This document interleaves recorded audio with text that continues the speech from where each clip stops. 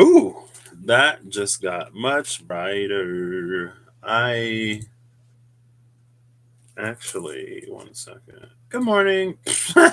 You can tell where my brain is. Good afternoon, everyone. Good evening. Well, maybe it's morning time where someone is. So, good morning to you if it's morning where you are. Um, this is a little. There we go. The lighting is a little intense. I thought. One second, because I thought I could get this to display. I want to flip it vertically. Maybe not. Maybe it'll all be backwards.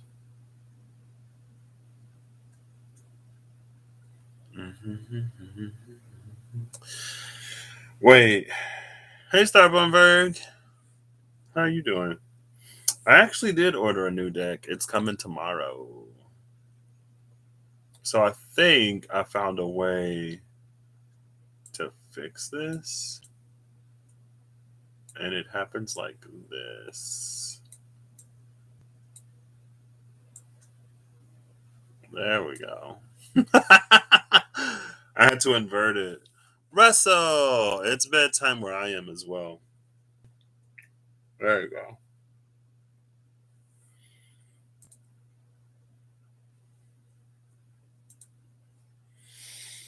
Oh, I've heard Russell say like roll the dice twice or thrice within the past two question mark days. And I used to do little roll the dice videos when I would like roll the dice. And I was like, oh, cute work. I'll do that. So I'm going to use the Mystical Shaman Oracle cards, the Shamanics, as they are affectionately called by Russ. I got this mini mister, and I got into essential oils for the first time. I don't know why I just said for the first time. It is the first time, but I got into these essential oils. I accidentally dropped way too much. I wanted to do one drop of lavender and one drop of eucalyptus. I accidentally did 3 drops of lavender and like 2 drops of eucalyptus. And the mini mister is literally this big. It is literally crusted with oil. And it's getting cold and the air is getting dry.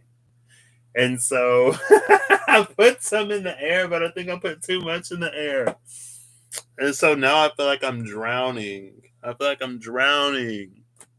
There's so much. And it said that eucalyptus, what did it say? It humidifies, soothing, calming humidifier. I was like, oof. Oh, they're both soothing and calming. Soothing, calming humidifier, soothing, calming, moisturizing. Oof, humidifying and moisturizing the air, and my little lungs are wet. Hey, Elaine, how you doing? So, this is how I'm gonna do this. I'm gonna pull these for the dark, these for the light. I'm gonna get one for the dark, one for the light. No shadow, just dark and light. The known and unknown, where we are, where we're going, what we know, what we don't know. And we'll just see what comes out. I'm going to try to make this relatively brief because I would love to sleep tonight. Hey, Eve. My body is just like, you never sleep anymore. And I'm like, oof. I don't know why I'm acting like there's so much to do and it can't wait until the next day. I remember when I was doing my homework, finishing classes, I was like, oh, after I'm done with this, and like literally, I wish this would automatically adjust. I was like, oh, like when I'm working full time, it'll like literally. Let's see. Oh, well, maybe I shouldn't mess with things that I do not know. You do not know what you do.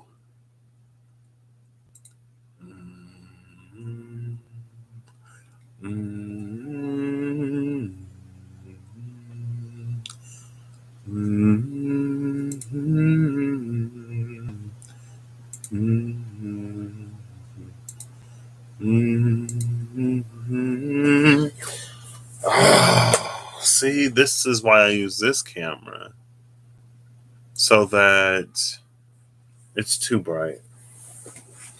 Oof, you can see that edge of my bed coming up, the skirt of my bed coming down. Be right back. Hey Siri, we're live. All set. That's better. It's less bright. That light up there is way too bright. Okay. How's everyone doing on this lovely morning, evening, afternoon?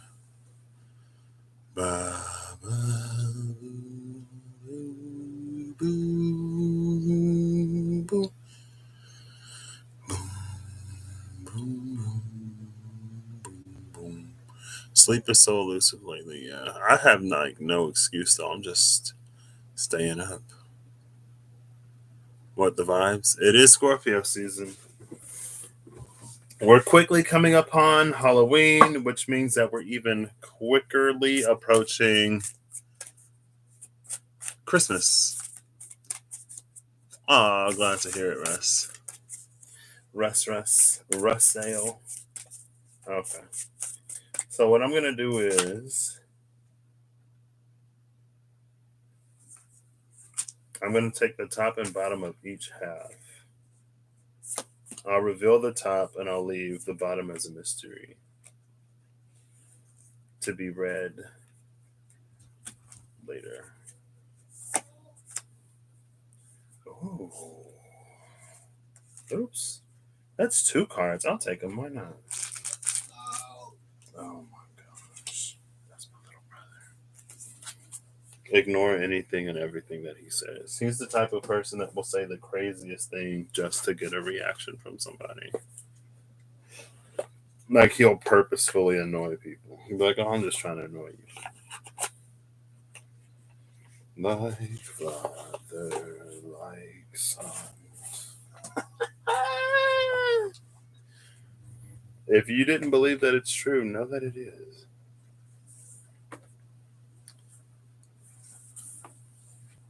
Okay. Christmas hearts, yeah. Hey, Holly.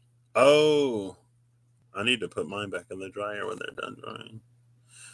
Doing well, getting ready for bed. That's what I need to do. I'm still connecting to this deck. So I find it a bit wait sometimes. So the card that came out is the Sorcerer. On the one side of things is water, number 61. On the other side of things is the Holy Mountain, number 25. They're both 7s, which I love. If I'm going to do a light side, dark side, right? Maybe this is the space of the High Priestess who was in the middle, who's in between. And we see the rainbow actually. It's interesting, though, because it's like the rainbow stops at her third eye. Her forehead doesn't get any color besides the color that she naturally has.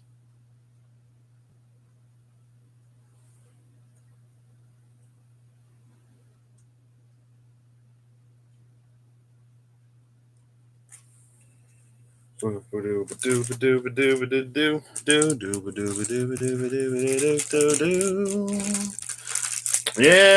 and it feels like the water is flowing down from this holy mountain.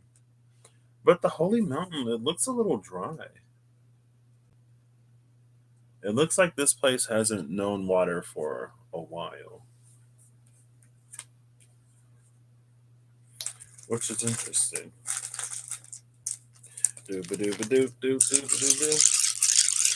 see. This is the light side of things.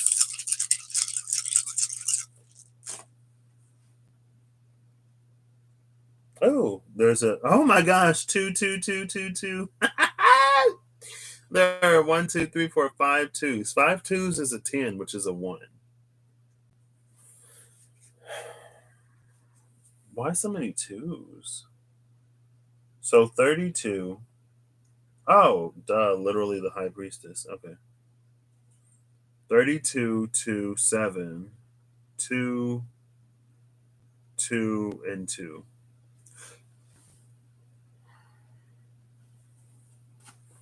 Let me pull up my cheat sheet. Nail tapping? Okay. Yeah, I like holes digging, holes digging. Yeah. But when Stanley carried Hector up the mountain, then the rain returned to the dry lands. The dry lands, is that the name of the other side in Earthsea? Or it's the something lands. It might be the dry lands. I can't remember. And I am listening to the other wind right now. And they're saying that the wall between the dry lands and the wetlands is being picked apart. Or they're trying. I was like, what am I doing? Why did I pick my phone up?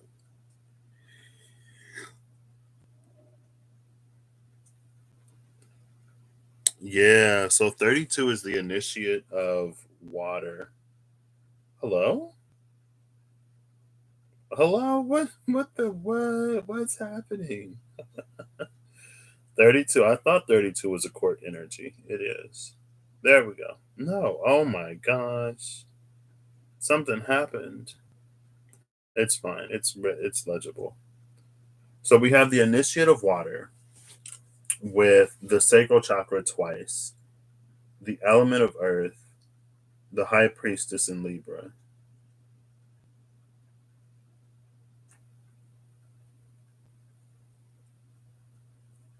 I think it feels like the water is in the mountain somewhere. I don't know if there's like a cave in the mountain or if there's not an estuary because I don't even know what that word. Hey Siri, define estuary. Estuary means the tidal mouth of a large river, Oh yeah, no. where the tide meets the stream. Where the tide meets the stream. I mean, if it's this dry, how would there be an estuary? I guess in that way it speaks of seismic activity on how maybe the mountain used to be the land, but it's like two plates collided and caused this to move upwards. And it reminds me, I've been seeing stuff, or I saw some stuff about Adria or Greater Adria. It was a continent when plates collided or something, it shifted under another continent and it's like underwater now. Oh, this would literally be the making. The holy mountains that rise out of the water. It's the creation of Earth Sea. So this one is for funsies. Take it as it resonates. It may mean everything. It may mean nothing. There's no like, this is just a let's see what comes out, which is like most of what I do. If you haven't put them together yet, which is a lot of what I do. I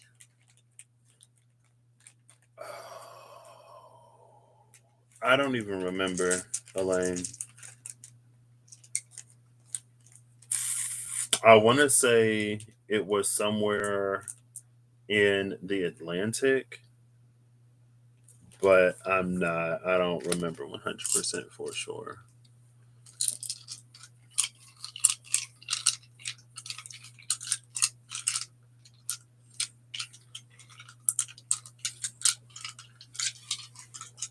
This is a song of the making about how somebody sang some stuff and the lands rose from the sea. So let's see what the dark side is coming out with. Oh, I did see your comment about the 10 and 10. That's interesting.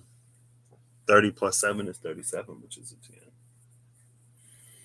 Two tens is a 20, which is judgment energy. So we got a 6, we got a 3, there's an 8, an 11. So we got some air energy going on. A 5. Oops. That was a 5.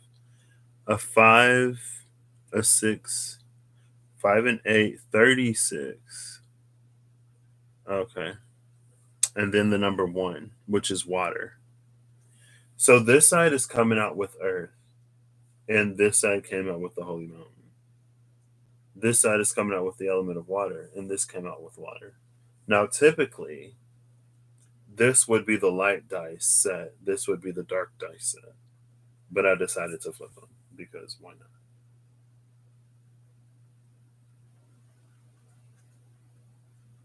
It almost reminds me of Gips Jifu because it's the cross, it's the X.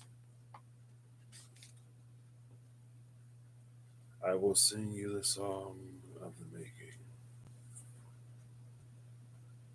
Yeah, there it is. It's between. I'll show you the picture that Russ sent me. This is for Elaine, I think, who asked where it is. There you go. That's where Greater Adria is/was. And so sometimes if we have like little islands that pop up out of the water, it may be a piece of something that was greater.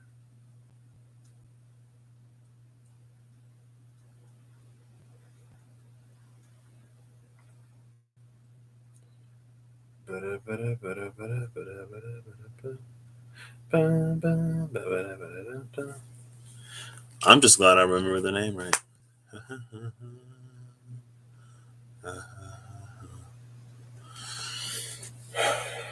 Okay.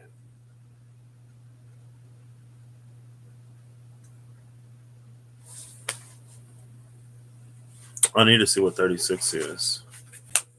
I think 36 is the ace of zones. Yeah, no. Yeah. 36 is the ace of zones. So we have the initiate of water on the light side, the ace of zones on the dark side. The initiate of water is the space of the page of cups. The ace of zones is the space of the ace of pentacles.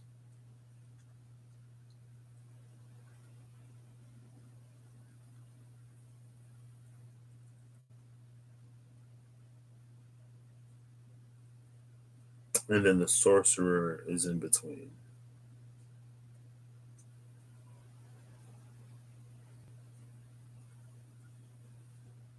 There's something that feels like an incomplete understanding. But I think it's fine because the thing about Earth is that it nurtures itself. It has its own natural rhythms and seasons and cycles. So we don't necessarily have to do everything when it comes to the element of Earth. Sometimes we just have to not kill it, which may be difficult if we don't know what it needs to grow. No problem, Elaine. Oh, the Adriatic Sea. I've heard of that. I've heard of that.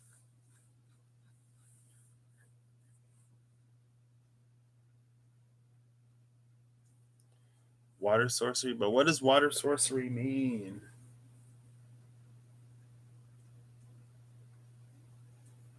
The initiate is the space of someone who's learning, but it's learning after we've completed the journey of the 1 through the 10. So it's our first step into a space of mastery.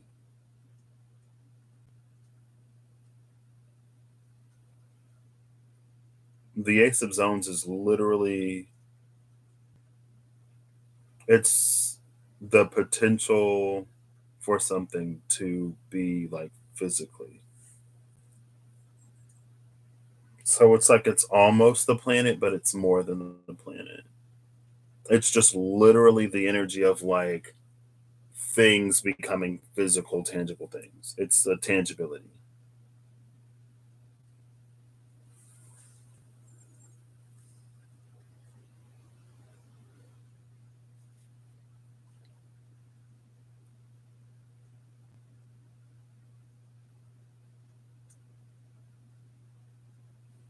When water returns to places it was absent from, the flow of emotions to our holy mountain. but it feels like there's water here in the mountain already. Like, I don't know if it's like a cave or if it's under the mountain, but it feels like water is here. The Holy Mountain is coming out with the Ace of Zones, the element of water, the Empress, Aquarius, the double crown, and the throat. The double crown is, for me, it's just like instead of receiving from the crown chakra, we transmit from the crown chakra, basically. So it's how we communicate with the spirit of the universe around us instead of just receiving communication from the spirit of the universe around us.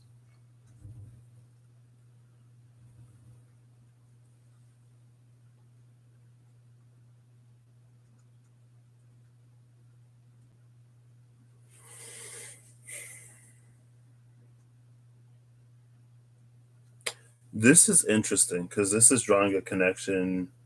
So I made the connection between air and earth and a connection between water and fire. But this is a connection between water and earth. And so it's an energy. So essence is it's like how we embody the truth of who we are, basically. The soul is the truth of who we are. The essence is how we embody that, how we live it, and how it's experienced through us, how it's experienced by the universe through us. Question mark.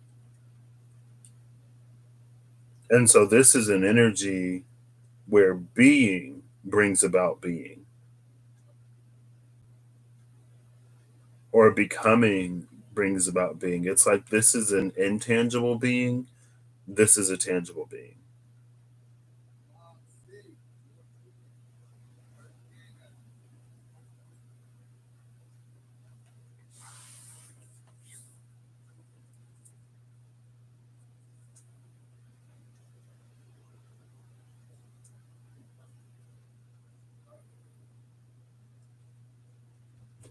And the sorcerer is looking at water back to the holy mountain. So, in that, it would be a journey or a voyage.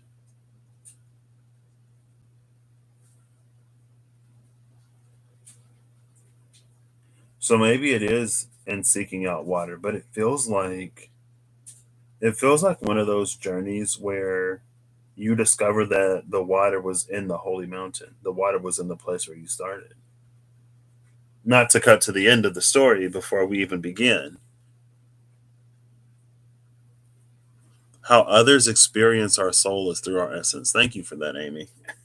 I like that because I'm always like, the soul and the essence is different. They're like so intertwined, but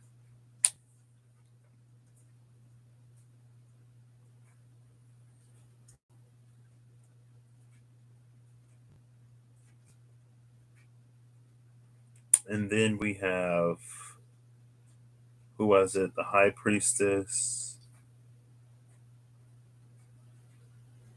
with Libra.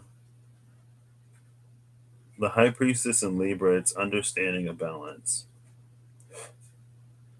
With the sacral twice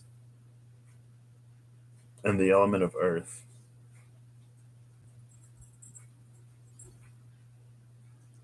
The sacral twice, almost like the solar, if the solar plexus twice is the energy of like what sustains us and how we sustain other things, then the sacral twice is about, it's like creating as a part of the creation, which again is it's bringing in that Libran balance. But Libran balance, it feels more like perspective or a frame of reference. It's just knowing that like we also exist within the creation, even though we have the ability to create. It's not separate from it, it's a part of it. And it's almost a macrocosmic, microcosmic energy as well, which kind of came out with that we are Malkuth type of feeling.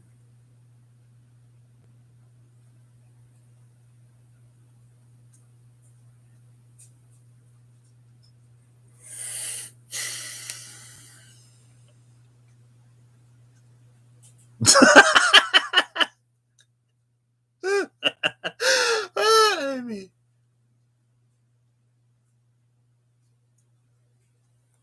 And then on the side of the holy mountain, it's the Ace of Zones, the throat. See,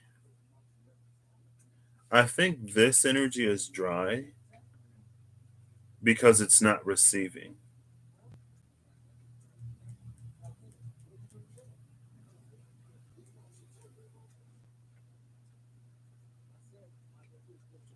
I think that's why this is dry. Because we have the throat chakra and the double crown, which is again, it's like transmitting. So it's like speaking through your mouth and speaking through your spirit, but it isn't listening. And it's coming out with the element of water. Water is, it feels like it's about that flow, right? So it should be give and take, but this is only giving. It's like it's giving its opinion, it's giving its beliefs, it's giving its thoughts, but it feels like it's blind to the energy around it. It's blind to what already is. And with this Aquarian energy, it's like it's so future forward thinking that it has no ground to reality. It's almost like if you know you're going to make a left in 500 feet and you turn left where you are, you're going to like run into a wall because you're not yet where you're supposed to be to make that turn. You still got to get there. And there's something about this energy that, and it's, I guess it's ironic in the sense that from the top of the holy mountain, you'd be able to see everything. But this energy isn't at the top of the mountain. If it was at the top of the mountain, the vantage on the card would be different. It's at the bottom, it's in the valley. And again, it's like the energy of the valley is different than the energy of the mountain. It reminds me of when I was talking about wavelengths. And if we only go from crest to peak, then that's half of the wavelength. You got to go from crest to crest or from peak to peak. You got to complete the cycle before something, before you start like doing stuff and changing stuff. Because it's almost like there's like literally the entire nature of reality is unknown.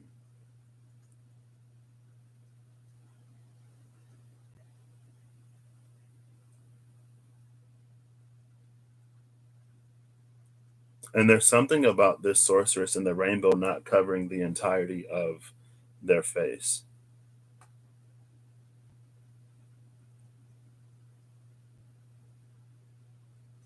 It's like with the initiate of water, with the initiate of essences, we try to do a lot with very sort of little information, which is why we're still in this space of learning, which is why we're in the space of observing, which is why we're in the space of seeing.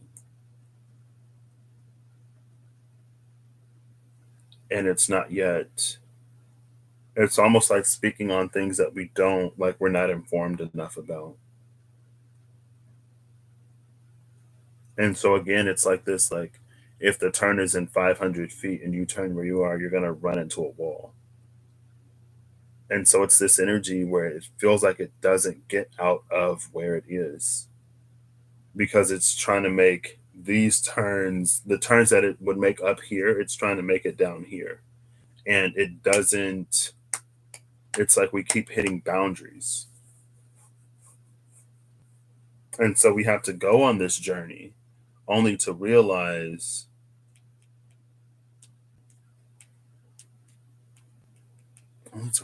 what? Hey, EP.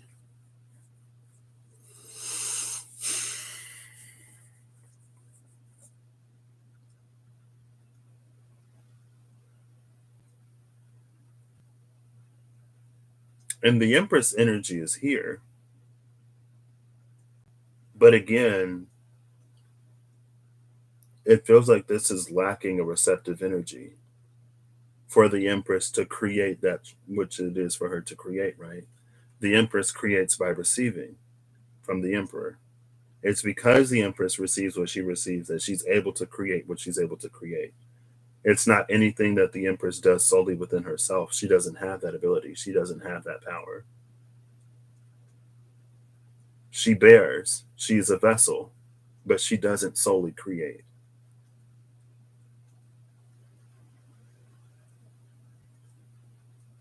And it's an energy over here that would put itself on top of the mountain, that would think it has that vantage point, but in reality, it doesn't. Which is why this energy is bleeding over to this one now. It's bleeding over into the water to give us this perspective, to remind us that there is much that we do not know. And then this energy is going to bleed back into this one. And maybe it's this back and forth where we ascend the holy mountain. And then at maybe some point along our journey up the mountain, we discover that there actually is a spring. Maybe it's on the other side of the mountain. But if we think of it as dry just because we see this one side, like there is a little bit of green over here or something. There's something over here that isn't this arid, dry, whatever, right? So that's why it feels like the water is already at the holy mountain. We just can't see it from our vantage point. And if we assume or think that our vantage point shows us the situation in its totality, we're sorely mistaken. And we'll be in this very partial, sort of limited creative energy. Because the sorcerer as an energy, when it like as compared to like the energy of just pure magic, it feels like sorcerer is a lot more like tool oriented. It's like it's gathering and harnessing what already is. It's more of like an alchemist than a raw, pure creator. And there's nothing wrong with it, right? But the sorcerer would be limited by their knowledge, by their learning in a way that a raw creative energy wouldn't be, because it's almost like raw creative energy understands raw creative energy in a way that's a lot more intuitive and natural. And so it's able to tap into flows and to see where things are going and to create that which is already coming, which is interesting because this actually gets the foresight of this Aquarian energy here, but it's like this sees more of the path. This is purely focused on destinations, but this is also sitting in a high priestess energy and the element of water. So it's not that much of a surprise. You know what I mean?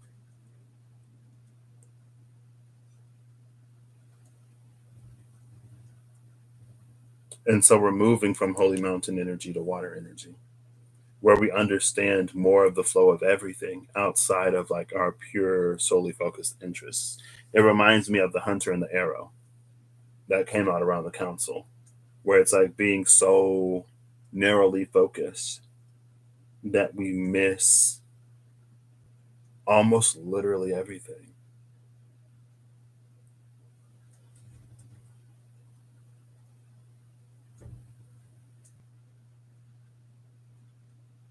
And that's the energy of this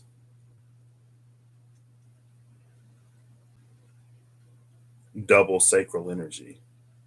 It's to create, but also be a part of the creation, to be in the flow.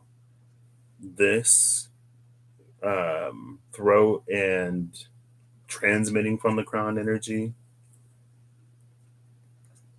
again, it's an energy that would seek to place itself at the top of the mountain and speak their reality and to twist it and warp it into what they want with no regard for what already is. Because Earth can't make sudden shifts. That's when like it'll snap and break and we lose entire continents.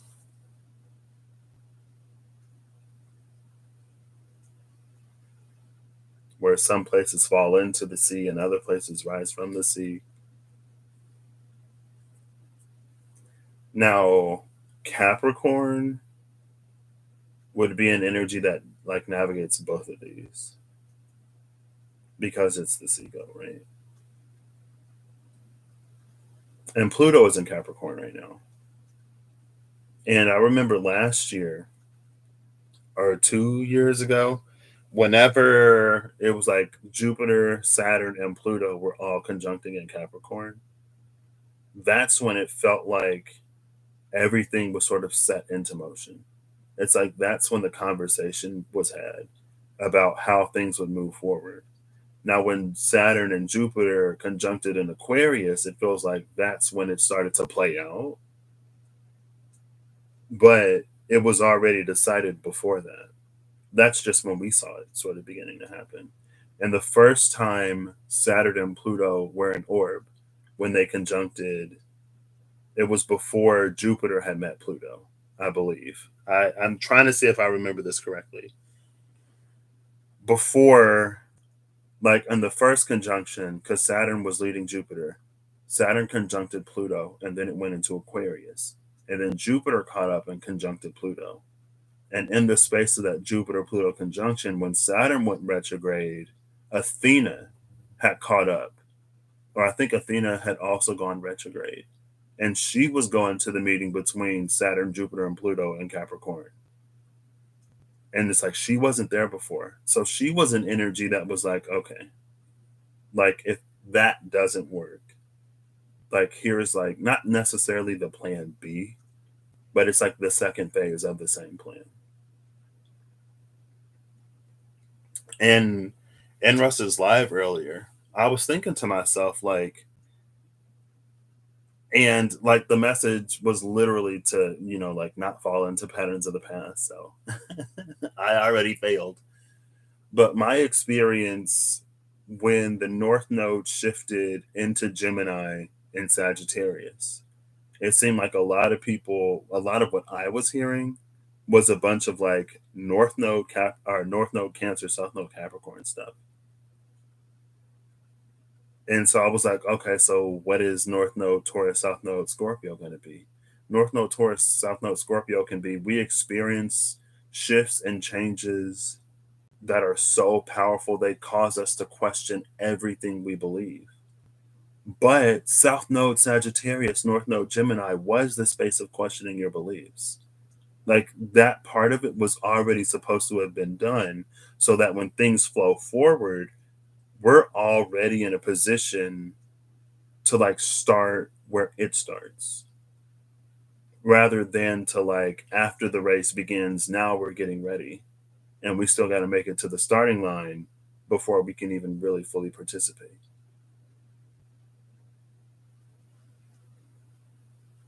And it's like what you're just like we're just now calling our beliefs into question. Like that was literally South Node Sagittarius, North Node Scorpio, or North Node Gemini. Like before everything started, it's almost like a tower energy where you can get out of it before it falls apart. But anyway, it's like again with this Aquarian energy, it's almost like this energy will try to project what this energy knows. But this it leaves room for the world to be the world. It leaves room for the universe to be the universe and for it to operate in the ways that it's going to operate. This is an energy that tries to fix and it tries to set, and it doesn't work like that. It drains all of the water out of it. And it's not that it doesn't have a place, because of course it does, right? But again, it's like we have to, it's almost like a vein energy. Fane, the weathercock rune, where it's like we have to turn towards the water because this side is starting to dry out, or we have to turn the dry side towards the water to keep the thing as a whole moisturized. Oof. I'm not even going to talk about what was that? All those drying problems and monolayer drying and saturated. And because when you're drying something, the water that's lost first is lost at the surface. And the more you dry it, the further from inside it pulls the water. The water on the, and that's that osmosis energy. It's the diffusion of water. Water goes from most concentrated to least concentrated. And so when the surface gets drier, water comes from the inside to moisturize the surface. But if it's still being dried, the water is just going to be taken. So the water isn't even going to do what it's moving into the position to do because it's being dried.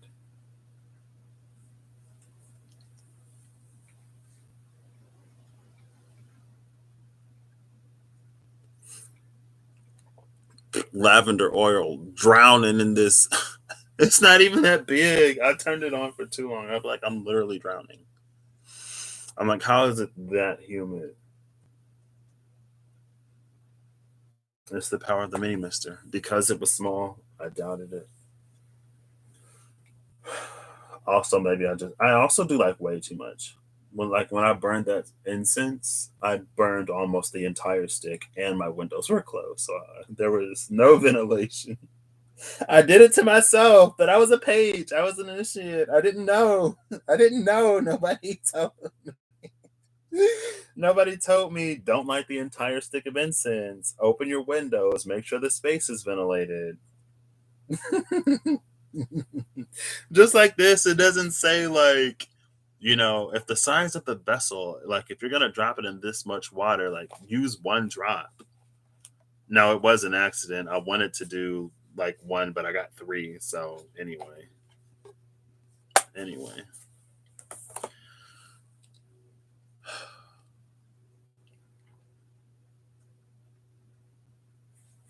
Now let's see what's down here. Down here is the gatherer, number 21.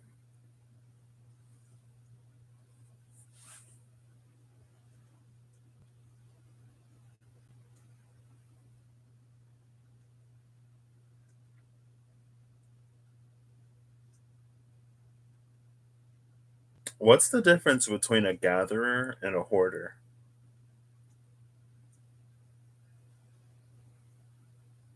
Like in the energy of someone who gathers and gathers and gathers and gathers and gathers.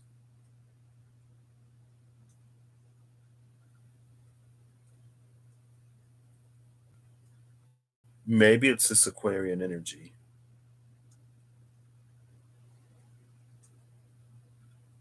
where it's almost like in order to prevent something, they're making the turns and moves in the now to prevent whatever's going to happen in the future. But it's almost a very that's so Raven esque sort of thing. It's like by gathering, by hoarding, by causing even more shortages, we either accelerate the problem or we create the problem.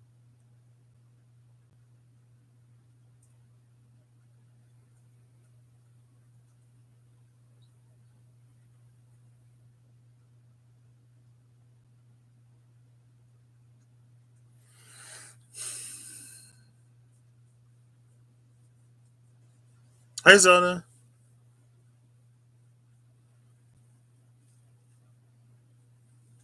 Oh, snap. Congratulations on your new job.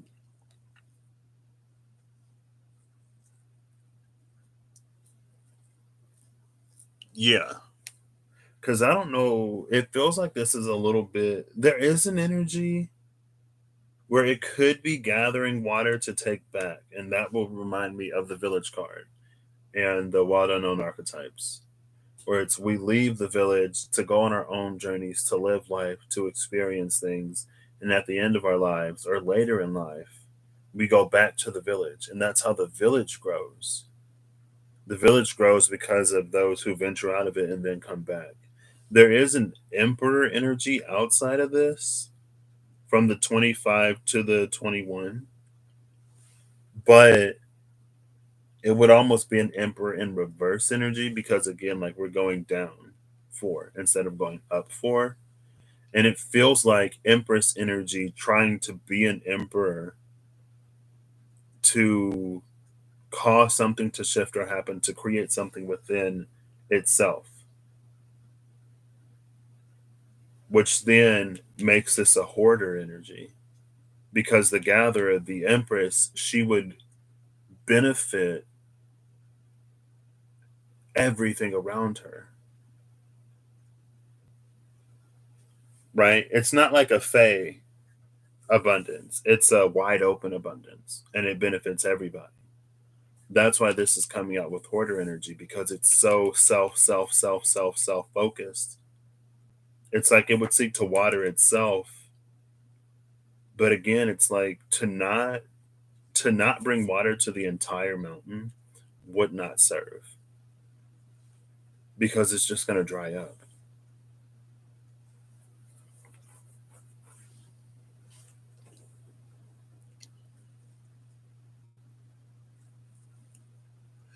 You do flu testing?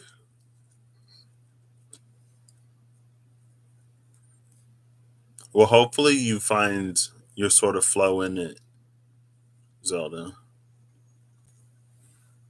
I know people before I left school, they were like, yeah, it'll take you a good like 6 months to a year or more to get adjusted to a new job before you even know what it is like that you're supposed to do. On the side of water, we have the rattle and the seer. 45 and 43. Again, it's the difference of 2, which affirms that high priestess energy. But from 61 to 45, this is also counting down. So, hey Siri, what's 61 minus 45? Siri's not listening. Hey Siri, what's 61 minus 45? Siri, girl, hello. Hey Siri, what's 61 minus 45? 61 minus 45 is 16. Oh, that's the tower. But it's a tower in reverse. It's a tower in reverse because this is an energy that doesn't seek to flee. This is an energy that will cut out. This is the energy that hoards. This is the energy that avoids the tower. And it avoids the tower by it's like it avoids a collective tower by isolating itself in its own tower. But when the earth shakes like that tower is going down too. Maybe you built the tower because you thought it would flood, so you're at the top of your tower. And it's like, oof, surprise. Mother Nature's going to hit you with something else.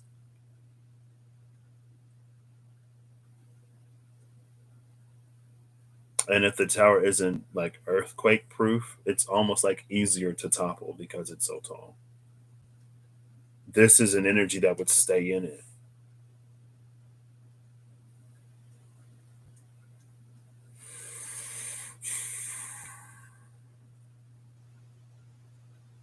It feels like, though, the high priestess in reverse in this energy, as we step down from the 61 to the 45, while this energy does see certain things, it also doesn't see others. Which I feel like that ties into that energy of like, so maybe like sorceress or sorcerer energy. I mean, the energy is just what the energy is, right? It could be one way or another way. 16 is the reverse of 61. What? I didn't even catch that. I ain't even catch that.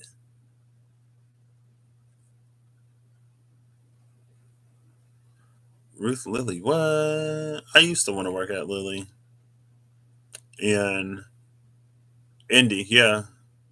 But I wanted to work at Lilly because I was lazy and I didn't do any research into any other company. And like Lilly was convenient, just like chemical engineer was convenient. I mean, I was a chemical engineer. I was in chemical engineering before I switched my major to biological engineering.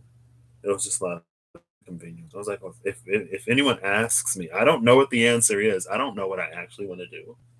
But if someone asks me, I'll say I want to be a chemical engineer. And so the time came when I had to make a decision. So I chose to be a chemical engineer. And then when I got my degree, like Lilly was the convenient place. So people were like, "Oh, where do you want to work?" I was like, Eli Lilly, but I haven't really researched other companies. And then after I got my degree, I was like, "Oh, okay, guess it's time to look at Lilly." And Lilly didn't work out for me, but that's fine. 214161. 21. Wait, where's the 41? Where's the 41?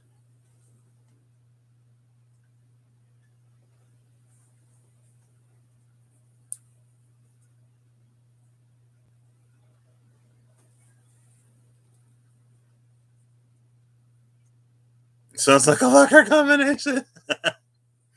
It might be. I still have my lock from high school, hoping that one day I'll just randomly remember the combination. Oh, it's 43. Okay, gotcha. I was like, what? This 43, the rattle is a 7, which actually brings it up back up into this energy. So there is something within this side. It's the light side with the dark dice. This is the dark side with the light dice. But there's this energy here. It actually goes up to the 9, and then it so the 7, because I was literally thinking about this before I started. Literally. And I was like, it is. You're fine, Russell.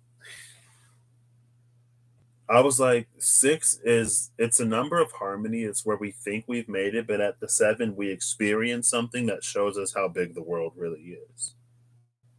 And then at the 8, it's like we reach towards mastering that completion found at the 9. So instead of this going into a 10 completion, this goes into another 7. And that's why, like, even though it has a high priestess energy from the space of water, it actually steps back a whole tower to realize there are things that it doesn't see. Maybe there are even things that it's incapable of seeing. And so, because it's incapable of seeing those things, it learns to work with them rather than to try to rule over them like this energy might do. This is this is definitely your more traditional dark side, but it's dark. It's like dark-sided, shadowy energy that tries to use light. It's dark energy that uses light, but it's very sort of like it's a hoarding energy. It doesn't benefit anyone or anything outside of itself, and everything that it does, it serves its own interests. And so it feels like even when this energy is nice, even when this energy does invest in someone or something outside of itself, it's ultimately to get a return on that investment. And self-serving energy puts you in a more self-serving energy. And again, it's like it dries up the mountain more and more and more. And maybe it did start with the intentions being good, because it feels like maybe in the beginning, like this one was larger and this one was smaller.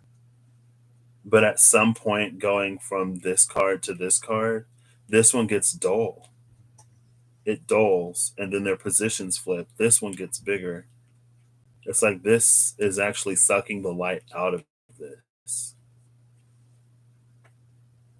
And that's what hoarding does to us, because it's like at some point, we stop living our lives. We stop interacting and we stop engaging. We stop like being to be and enjoying for the sake of enjoyment. And then it's like everything becomes about like what my next step is, like making this move, making that move,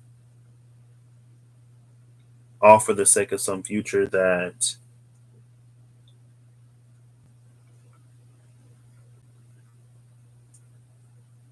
isn't even necessarily guaranteed. Because that's the thing. And I feel like that's why water is also here. Because water is like, it's this energy where you can be fully prepared. You can know what's coming, be perfectly prepared for it, but something would still happen with the energy of water. It's like it would still happen. It would just find another way to happen. Like I said with that tower, you build a super high tower to avoid the flood, and then you have an earthquake.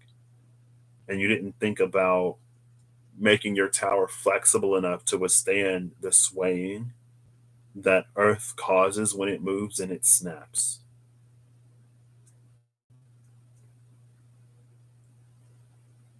And maybe that's the cruelty of the universe to make sure that we're always learning and we're always growing, and to remind us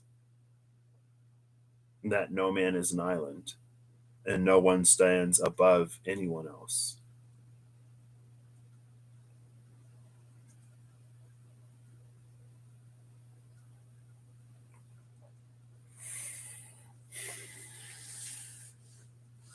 Now, with this energy, going back into the thing about Earth, when I was like, Earth nurtures itself, sometimes all we have to do is not destroy it, right? All we have to do is not interrupt or derail the natural processes that go on. And so that's why it's almost like the seer almost being a high priestess energy itself to encounter this high priestess in reverse. It's like this energy is better able to flow with the unforeseen and the unforeseeable.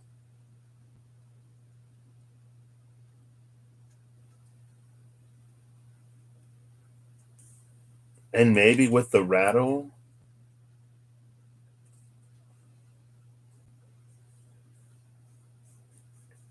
it's almost like this might be an energy that's able to bring other things into balance because it's experienced bringing itself into balance.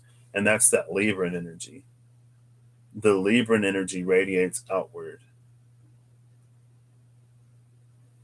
and it's to counterbalance, right? Like the towers still happen. I don't know if we can prevent tower moments from happening, but this is an energy that's like it's a pro at recovering. It's a professional recoverer. It's aced it.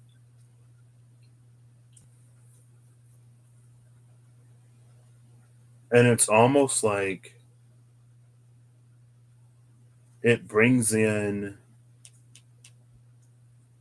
like a relief afterwards, though. Because if you were relieved before the situation happened, it wouldn't do anything. Right? Like if you put a band aid on before you get cut, like it's not going to do what the band aid is supposed to do. Now, maybe the band aid could take the cut for you if it's like a paper cut and it's not going to cut through the band aid, then it's like, woof, you prevented that. But the band aid isn't something that's preventative because that puts us in this energy where we try to stop the flow of life in order to make things as we wish them to be. And that's not what, like, sorcerer energy can't do that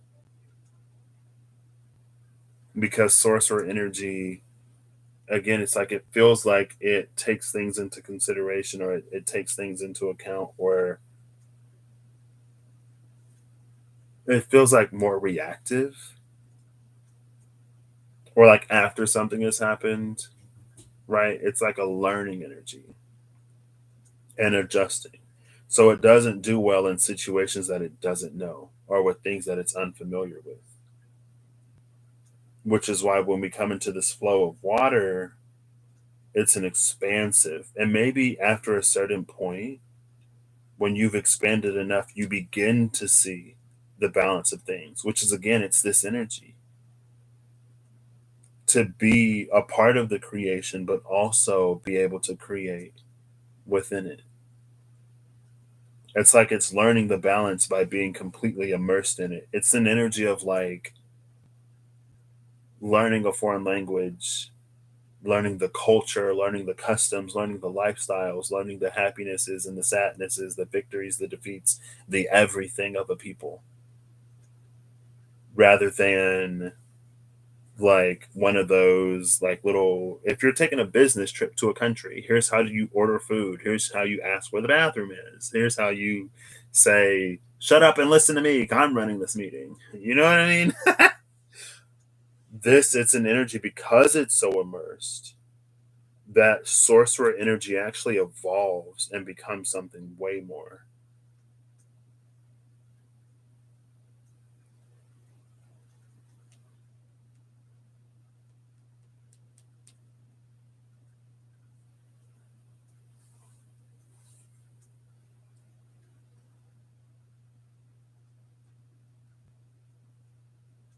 And I'm looking at how the feathers move from the headpiece to the rattle as we get back down here.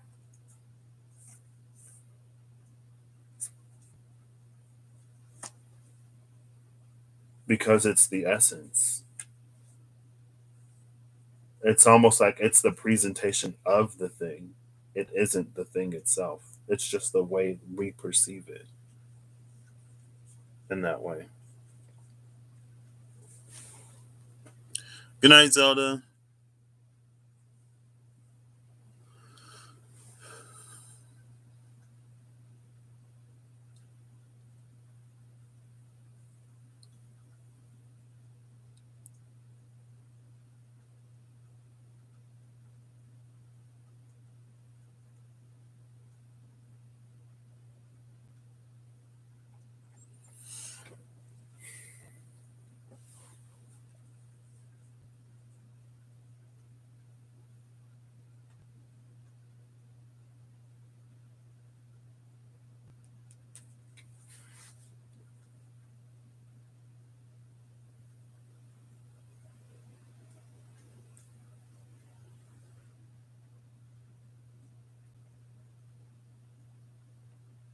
And I feel like even if this energy did get everything it wanted, it would experience that energy of it's lonely at the top. Because for all that the gatherer has gathered, there's no one there to share it with. It's just her and a bunch of stuff. Or it's him and a bunch of stuff. It's them and a bunch of stuff. Alone. And who wants like to inherit the world but to have it alone? Who would want that?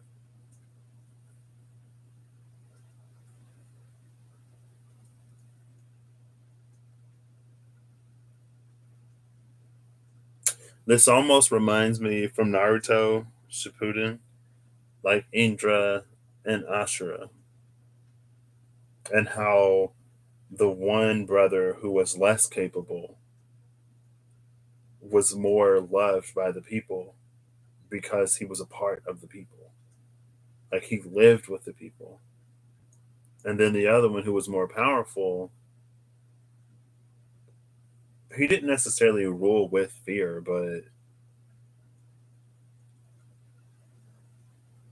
and then it's like, of course when it came time to choose, everyone wanted the one who was like nicer and like more pleasant to be around.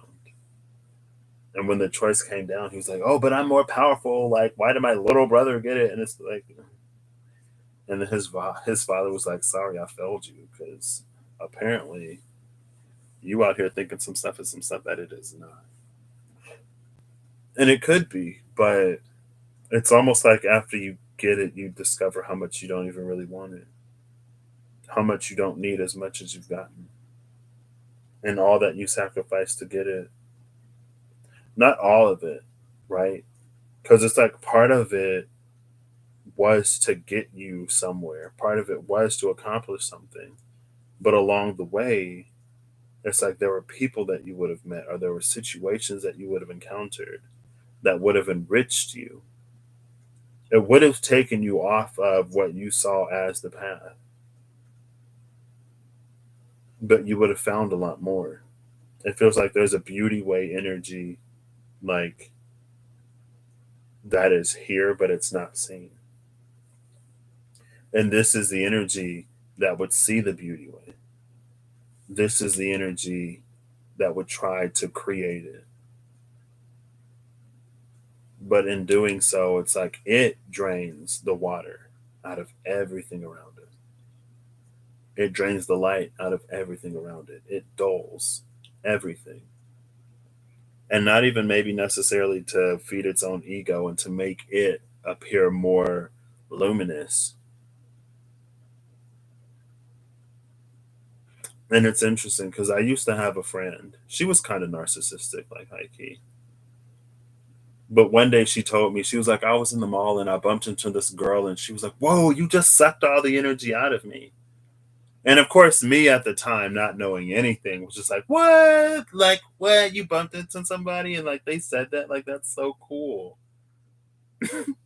Me now, if I heard that she told me the same story, I'm like, oh, if you can bump into somebody and literally suck all of the energy out of them, girl, maybe we shouldn't be friends because that likes my energy with me, unless we're exchanging. But I like if you ain't gonna just take it. But yeah, she was. I don't know. It just seemed like she didn't really have the capacity to really care about anybody else, or to like think about anybody else, really, at certain points. And that's why I didn't like. That's why I was just like, you know what? I'm not doing this.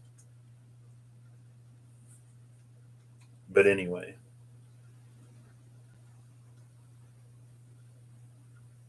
I feel like I talked about that for some reason, but I don't even remember.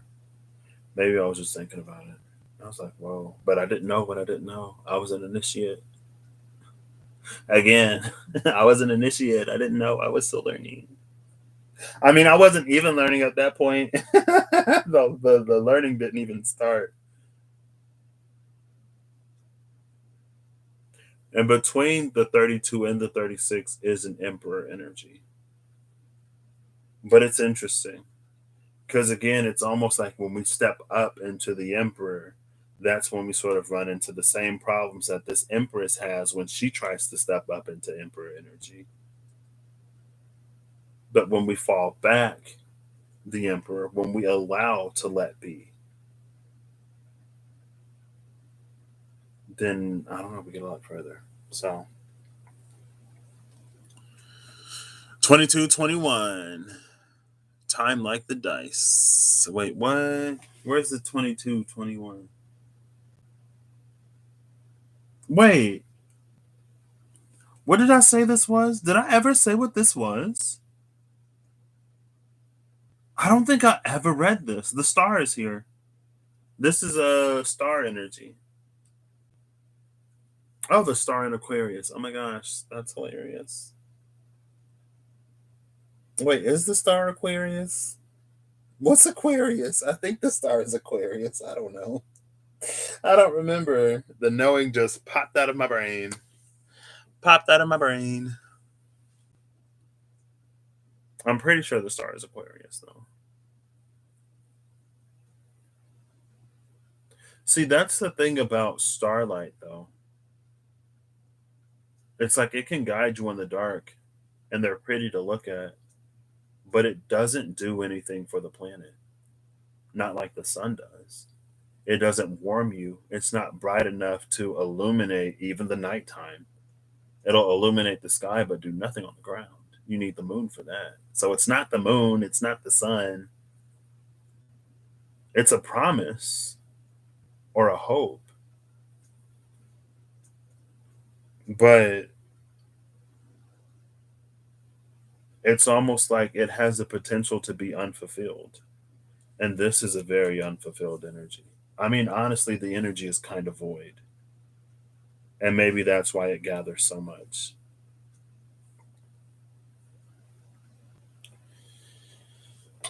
I don't know. It's a 7. Small screen again. Star is Aquarius. Okay, thank you.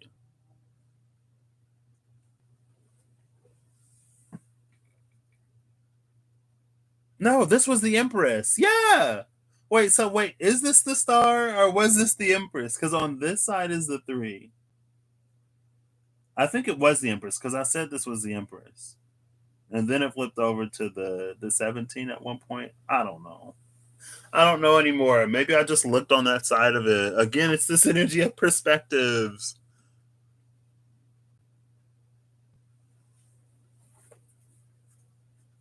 Oh, if it is a star, no, because that's the holy mountain. It's water.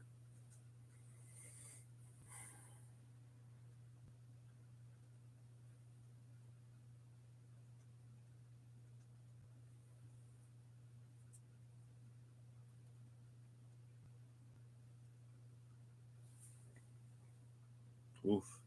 I mean, if we do look at the source, oh, it's because the source just his face is there.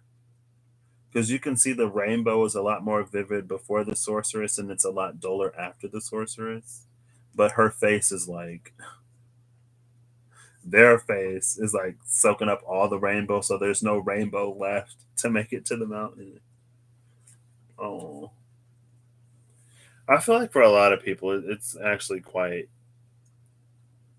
like the situations that drive us to those points. I don't know of too many people who are just like born that way. I believe it's possible for somebody to just be born like that. But I think for a lot of people, something happens and it's what we become. And again, it's like we try to build that tower to protect ourselves. It's like we built the tower, we built the moat, we hire the dragon, or we find a dragon, or we capture the dragon, and the dragon is trying to get us like, let me be free.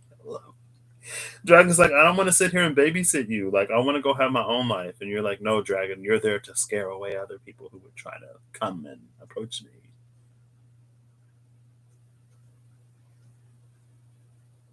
But what can I do for an energy like that? You know what I mean? I don't know.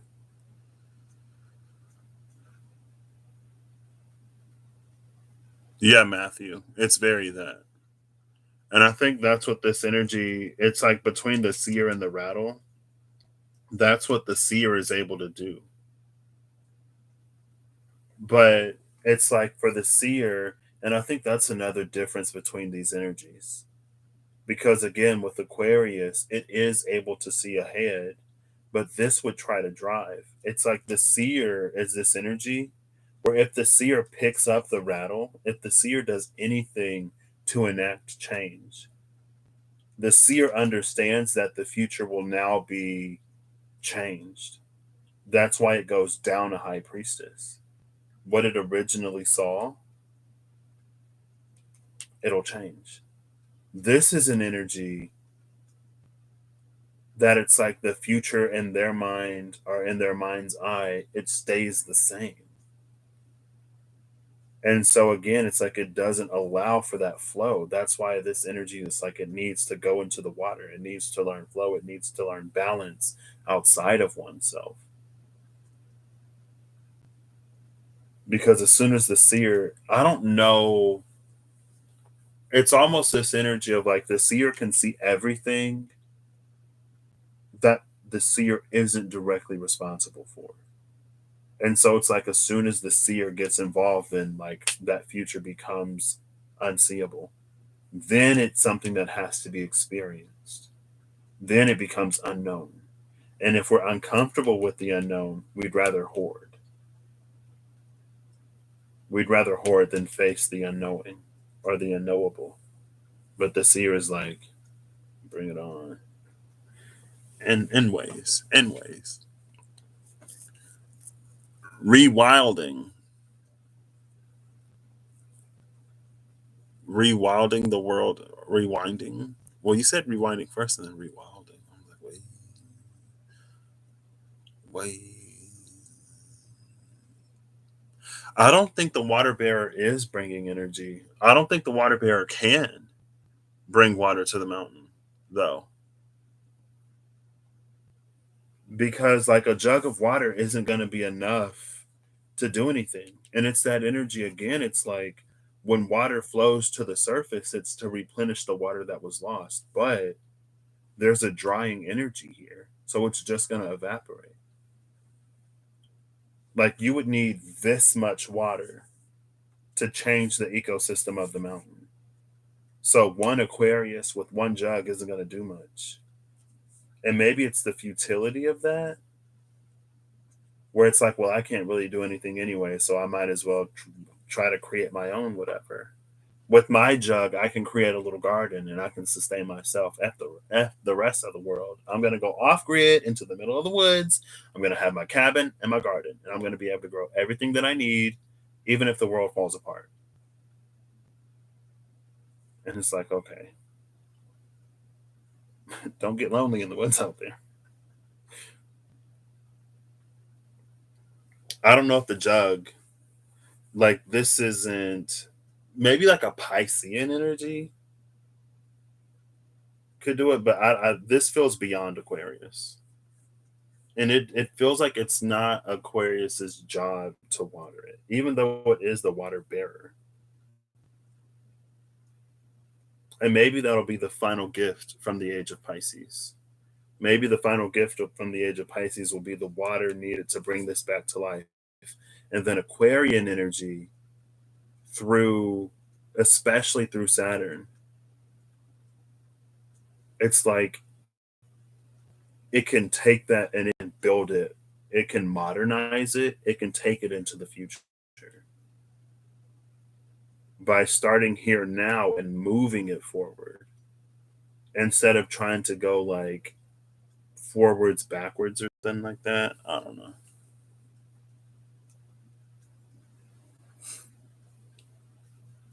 The star is the water that comes after the tower. It is, but this energy, like it didn't go through the tower. No. I'm pretty sure that was the Empress before. It moved over to the star. Maybe the fact that it moved over to the star is meaning that this energy is going to face the tower. And maybe that goes back to that energy I guess I was talking about before, where it's like we're going to face things. It's like we're already in a space of being flexible and fluid. We're already being asked to be flexible and fluid about what we know and about what we believe. So that by the time something happens, when this 16 tower happens to mirror this 61 flow, then we'll be able to see. It's like we'll be able to see something because we've already been in the space of flexibility. If we weren't flexible, then it's almost like the tower is going to break us. But it's going to break us so we can, in some ways, remake ourselves, or in other ways, be remade. It's like it's something that's going to happen to the point where it's going to cause us to question our beliefs. It's going to cause us to question our knowing. But again, it's like the nodes were already in Sagittarius, Gemini, like now before they move into Taurus and Scorpio. So it's almost like if you're flexible now, when the node shifts into Taurus, you can actually use the wreckage to build something better, to build the life that you actually want in a way that makes you less dependent on the flow of everything, but in a way that it's like it radiates that abundance and that stability rather than like holding on to it. So it becomes a new pillar of stability almost. But this is an inner, like over here, it's like maybe it would fall into that South Node Scorpio where it would start to undergo all of the transformations. And it may never, or it may take some time for that energy to exit the transformation, death, rebirth cycle and to find the comfort because they're going to have to call into question the things that honestly it's probably being highlighted and illuminated to them to call into question now. Because the energy is already what the energy is, but sometimes it's like we don't see it until the energy's already gone somewhere else and then we're playing catch up.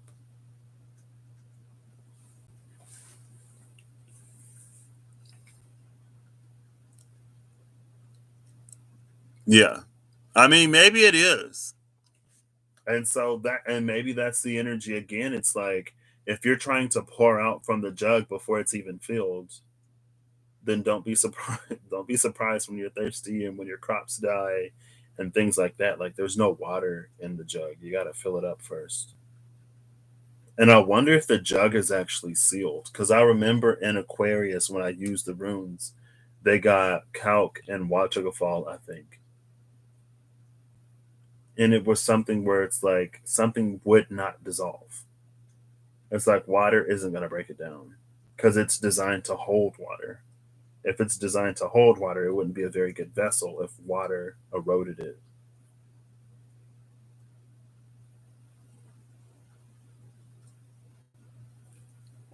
But maybe the energy is moving forward because it did flip over to the star. Or maybe that'll just be like guidance. Maybe the star will be that energy being like, you know what? Maybe I should listen.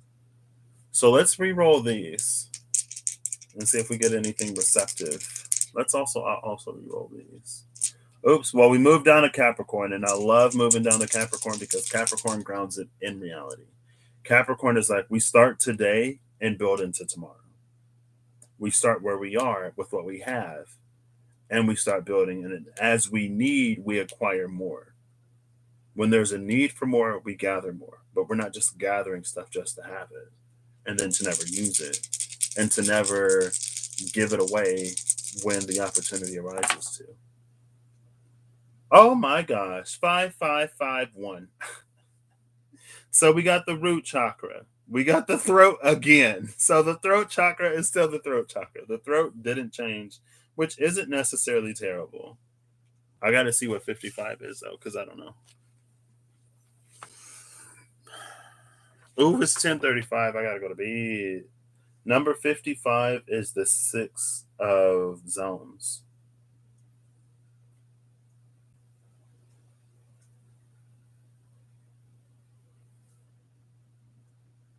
So we move from the Ace of Realms to the 6 of Zones here. And this moved from the double crown to the root.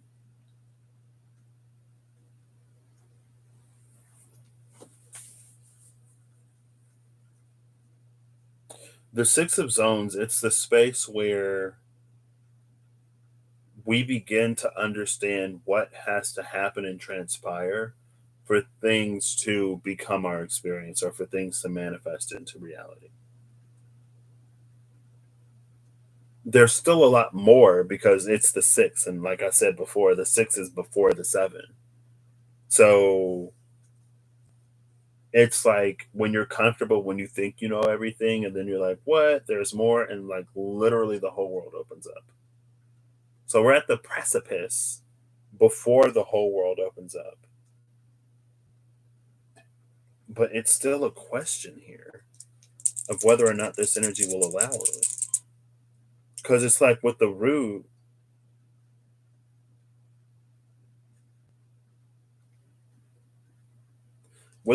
in the throat, there almost feels like an energy here where it's like things will start to change. The mind of this energy will start to change. The heart of this energy will start to change. Something within the core of this energy will change. But on the surface, it's almost like it'll remain the same. And so it becomes a point where the words spoken no longer reflect the beliefs that are held. It's an energy that will call things into question, but in order to still appear to be sure, it won't sort of like reveal that. So now we have the element of air with Virgo and are you strength or are you justice? I'll say justice, why not? Or both. So we move to earth. So we're in the right element. Air, sorry, we're in air. And that's funny because this moves from earth to air. Virgo, again, it's the energy of that 6 of Swords, knowing like what has to happen before something can come to be.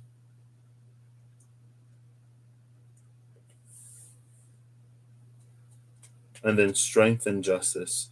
Strength and justice is the question. Justice is the route of bringing it into being in a balanced way, which is going back to the Libra. So this is the step forward into this energy. Strength is the energy of like using brute strength to do it. This is doubling down. So either this energy will double down where it is, or it's going to begin to shift and move. But either way, the earth is going to respond to their response. It feels like before this, the earth was pre-programmed. And it's the energy of it's the energy of the earth epoch, right? When everything was all earth, earth, earth, earth, earth, and now it's shifting into air. So either this energy will also shift into the air here in a more justicey sort of way to honor the Aquarius that came out before, Or again, it'll double down and it'll go Capricorn. Which one? I thought it came out. Oh, I accidentally knocked it over to Capricorn.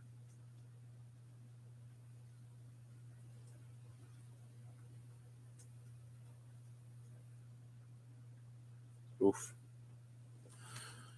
55 is Taming the Wind in the shamanic deck. So let's see. I'm going to end this with that because I need to have been in the bed half an hour ago.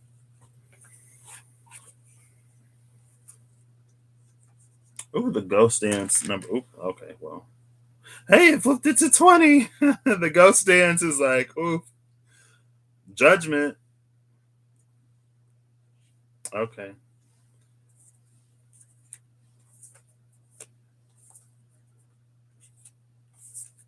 This is a hard path, and it need not be.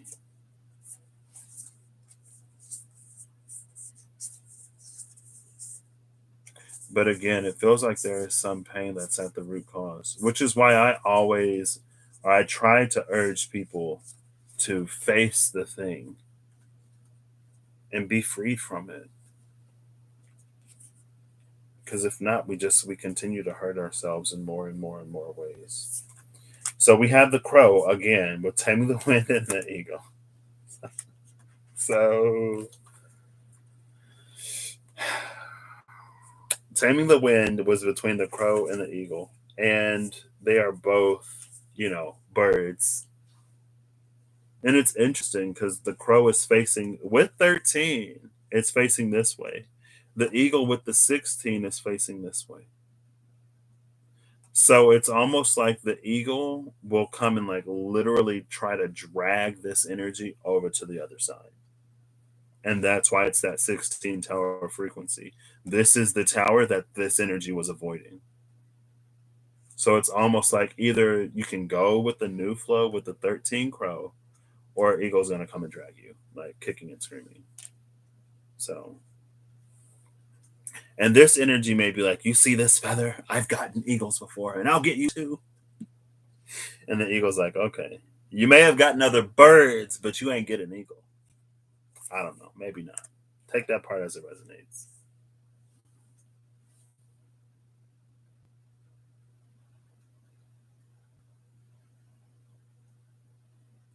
See, and it's that thing again too. It's that darkness, the same darkness that drained all the light and all of the water out of the holy mountain, that left it dull at the gatherer. That so this eagle, it almost comes out with the sort of jaguar energy, and that it's like it's hunting down these darknesses, or it's hunting this darkness. This is how it identifies its prey, and it's going to try to take it to the light, I feel like, but we can still resist it.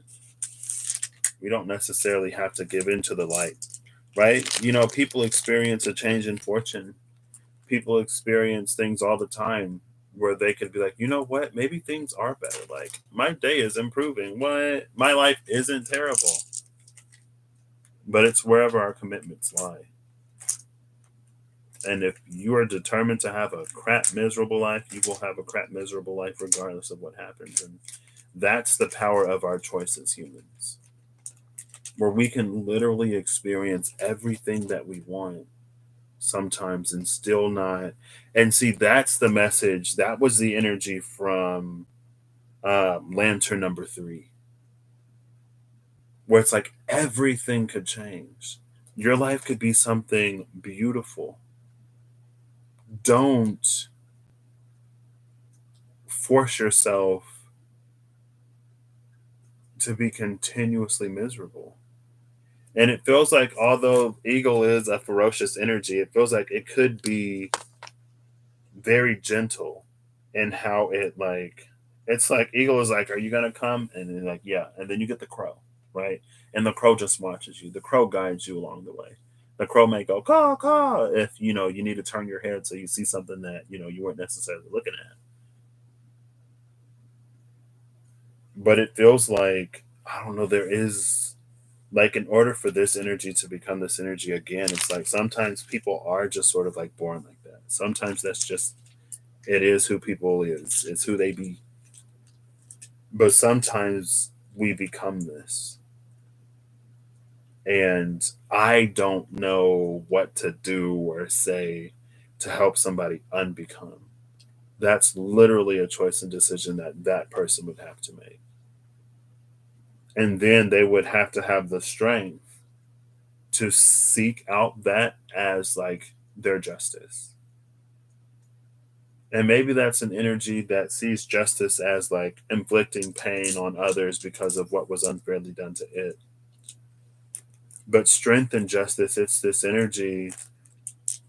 It's most easily said as those self-honoring choices. It's that energy that's like, regardless of what I have to do, I'm gonna make things right. And I'm going to bring my life into the balance that I want it to be. To the point where you know that anything you have to repay has been repaid. Anything, it's like all you can do is to face what you've done and to make the choice and decision to not do it again. And you can apologize, but you can't undo what's been done. And every time I see Russ pull the hard card now, unseeing, it's like it's become this thing where it's not about not seeing, it's not about being blind, it's like removing sight, like unseeing something, like, like once it's seen, it can't be unseen, but something's been unseen. And that's the tricky thing about the past and like a Six of Cups energy. Because in too much light, it can be nostalgia to the point where we're blind to everything that wasn't right about a situation.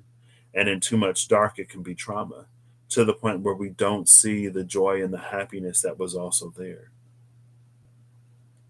And both have their drawbacks. It's almost like trauma can cause us, again, with that Aquarian energy, it can cause us to chase the future because we're so afraid of the past. But nostalgia can have us abandon a future because we think the best that we will ever have is behind us. Neither one gets us to see. It's like they both limit our sight in the now.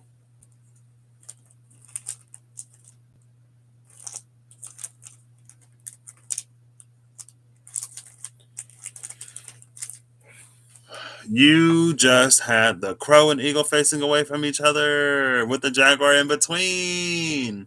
It felt like there was some jaguar energy here because I don't remember if I remember Lantern 3 had a jaguar energy. And it had a jaguar energy and almost in like a Cindy way. Because I think at this point, it was a while ago, I heard when Cindy was talking about the jaguar spirit and what it is for her. She was like, it's an energy that like used to be the devil's right hand man or something. So it knows darkness, but it chooses light. At some time, it reversed its polarity. No, she didn't say it reversed its polarity. But at some point something flips. So it knows darkness. It knows the tricks. It knows the illusions. It knows fear very well. But in one way, it can almost be because it knows it so well, it can help shatter those illusions for others to get them to see truth. And maybe I think that's a gift of Lantern 3. And it may be a gift that it's almost like you can't do it from the light because that which is of darkness, it flees from light. It becomes shadow. But if you do it from the dark, you can bring it to the light to the point where they come into it in their own way and at their own time. Then you become the crow, where you can sort of help guide somebody in that space. And it's the same energy like for the people who've been through trauma and who come through it and then they become like public speakers or they write books. They help other people who also go through that trauma to heal. But it is also, it's like at some point you have to, and I don't know when, But hopefully at some point within whoever that would resonate for his life, it's like you release yourself of that to the point where you allow yourself to be happy and not be like, oh, I don't deserve happiness because of what I've done, or I don't deserve happiness because of where I come from or what my family did or what was done to me. Like that's the beautiful thing about like the energy of water and its fluidity. It has many phases, right? Solid, liquid, gas. It can be ice, it can be water, it can be the vapor. And this little, maybe I needed the steam. I needed the warm air instead of this because it's like it's putting drops of water in the air. Because I had to look up the difference between a cool air humidifier and a warm air. And it said a warm air introduces water to the atmosphere through the space of steam, water vapor.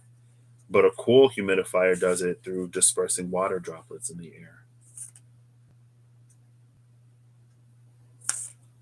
So it does the same thing, but it has a different modality. And because it has a different modality, even though it does the same thing, it affects the body in a different way. And it has different purposes. You remember that one? Yeah.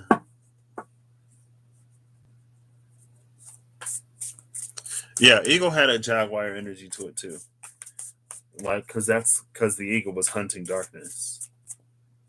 All right. So, final card from. Oh, that's a lot. You see that? That's a lot of cards, though. Fine. Bottom of the deck is the rainbow. This is the energy that was actually moving behind the sorcerer. So the sorcerer is actually following the rainbow, or the rainbow is going to pass through the sorcerer. Maybe this talks of shifting energies. Jaguar number 28. Oof, the curse. Jaguar, the curse, the drum, the mystical shaman, and the wild woman. I feel like this is the journey for like a lantern 3 type of energy.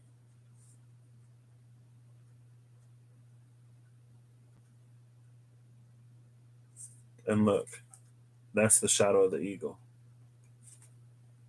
The drum is the tool of the mystical shaman. And it has the ability. Oh, look, 14, 15. What? Finally, some forward movement. Actually, so it goes down from 28 to 14. The energy is cut in half. With this energy being cut in half, it's almost like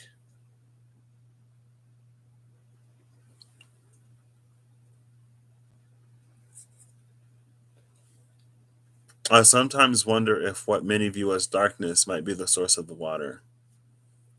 That's one of the reasons why I like to personally, and I don't do it all the time, but I try to differentiate between darkness and shadow. Because darkness, it does feel like where the water would originate, and then it flows out into the light. That's why it's like inside the mountain or under the mountain or something like that.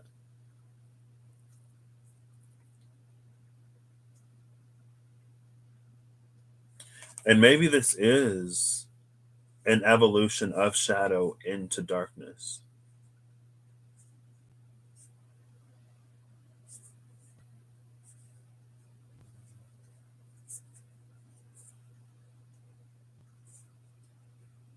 The drum is powerful.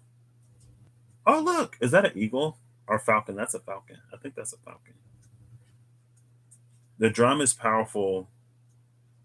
It's like I said, it's the tool of the mystical shaman to almost break up whatever would be keeping us stuck in the darkness to release the curse. But when we listen to the drum, it also causes us to move and it causes us to dance, right?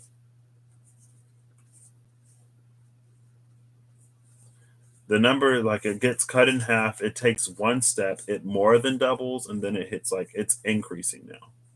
We've had a lot of decreasing energy, so we had a lot of step backs. Even the seer took a step back to pick up the rattle. And so it decreases from 28 to 14, but then it builds up 15, 38, 62. So there is this point at the mystical shaman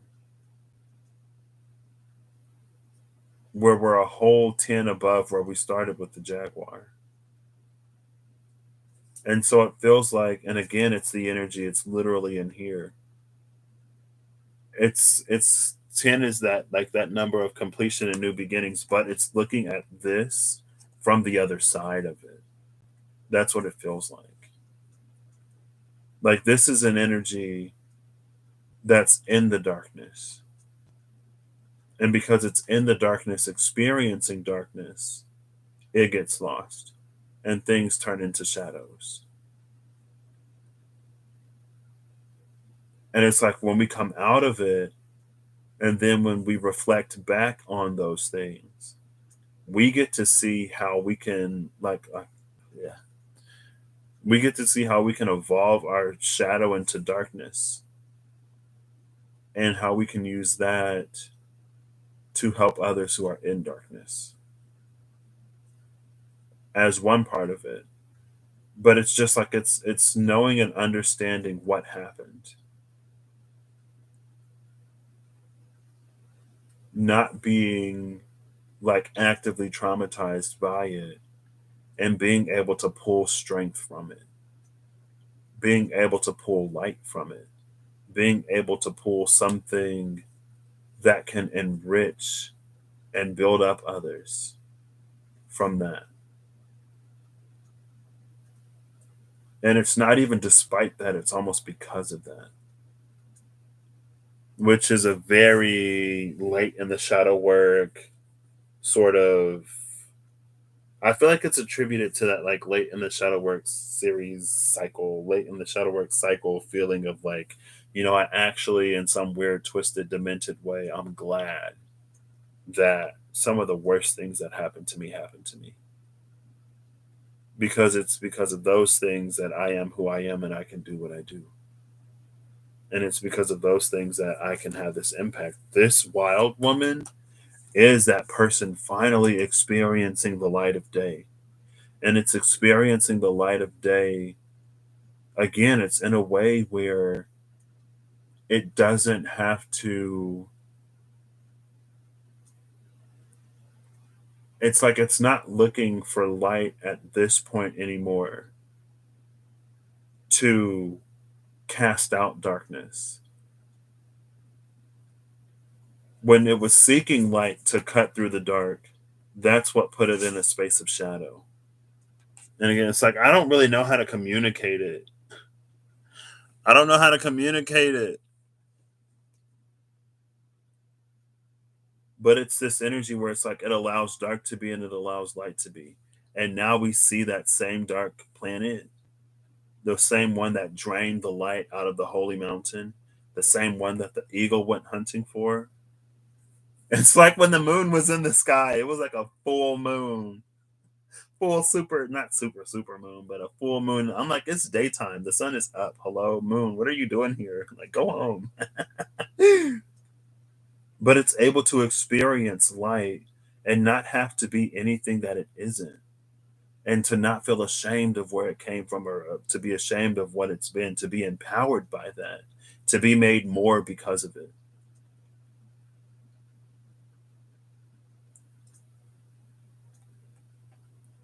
To like realize the strength of the heart that lies inside, that beats in this wild woman that saw her in that darkness. That's what the jaguar is coming for.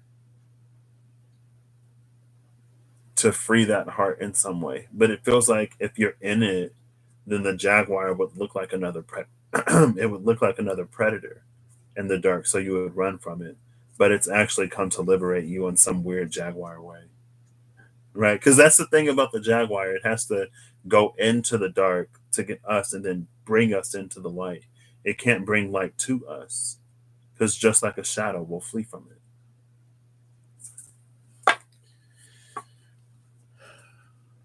Springs and wells do rise from within the darkness of the earth. Other waters flow from the tops of mountains. You started with the mystical shaman and the wild woman, and I'm ending with it. You got the eagle and the. It's only because I went looking for the jaguar.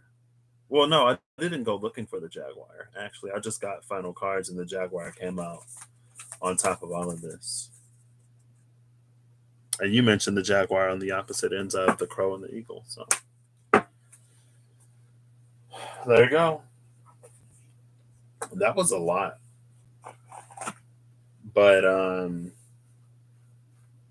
yeah. I'm feeling more comfortable with these cards now.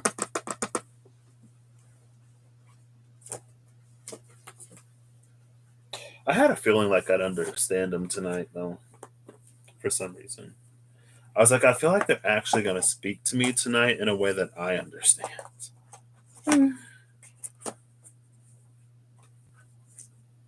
So I hope you all have a good whatever whenever you see this. I hope you're acting in alignment to make all that you wish to experience your reality and whatever you need in whichever way you need it along your path, journey, and way. I hope you find it.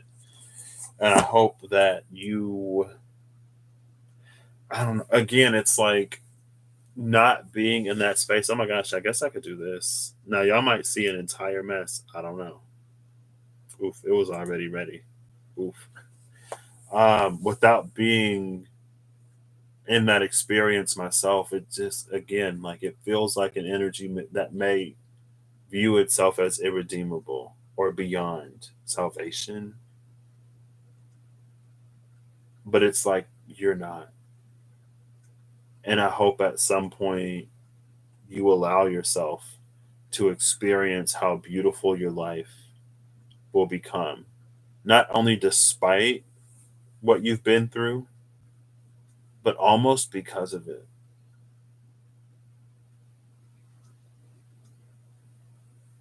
It's like the complete opposite. That's what that 10, that's what the 38 feels like above the 28. And the 28 is a 10, 38 is an 11. So for me, 10 is like we're in between worlds. We're experiencing the new, but there are still remnants of the of the past because we've just left it. The 11 is like 2 feet, both feet firmly in the new. The 10 is like 1 foot on each side, right?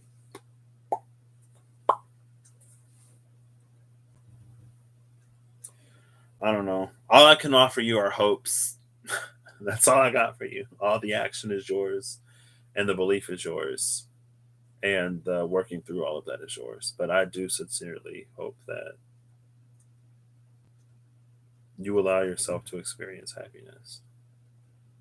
Because, I mean, we still deserve it. I don't know if we ever stop, especially in the eyes of the divine. I don't know if we ever stop deserving happiness. But as far as like penance and righting old wrongs, and that's the one, I'm like, I don't know.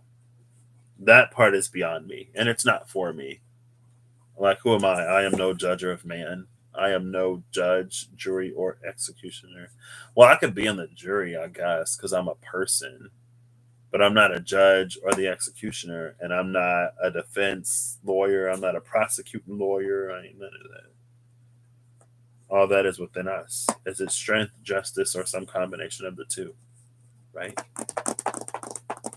I don't know. But I will catch y'all later. Have an excellent night. Bye bye.